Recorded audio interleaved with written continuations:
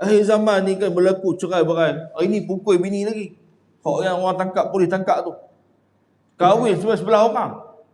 Pukul bini. Sampai bini ni koma. Beronok dalam koma tuan. Ni macam contoh mana? Pada Nabi kata khairukum li ahli wa ana khairukum li ahli. Orang yang terbaik di kalangan kamu sama keluarga kamu, akulah lebih baik. Tuan-tuan, kita nak baik, kita kena ikut Rasulullah. Rasulullah ni diakui oleh isteri-isteri ummatul mukminin. Kita nak baik, tanya isteri kita. Kalau isteri kata kita ni baik, selamat tempat kita, syurga tempat kita. Tapi kalau isteri kita kata abang ni tak baik, malah kita tak selamat tuan. Kita ni orang yang paling dekat kita, isteri kita. Isteri kita yang paling dekat kita, suami kita. Jadi kena, tuan-tuan, kena selalu muhasabah. Nak jadi yang terbaik. Kalau boleh malam-malam ni balik kan, pergi duduk kat isteri, bawa isteri pergi duduk pergi longkang.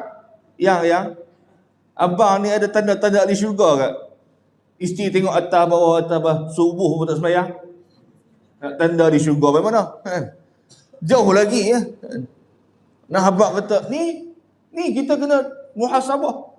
Sebab uswah ni yang terbaik, qudwah yang dibawa oleh Nabi SAW. Sahabat Nabi ni, sampai Nabi ni tuan-tuan tengok, nak bagi isteri-isteri sayang dekat Nabi SAW. Isteri-isteri Nabi ni pun cemburu juga. Bukan tak ada cemburu orang perempuan. Balik bila Azhar alim macam mana pun. Kalau abang kahwin seorang lagi dan tak baik tu suami. Tak baik tu. Tapi tuan-tuan, Allah SWT tengok Nabi ajak macam mana.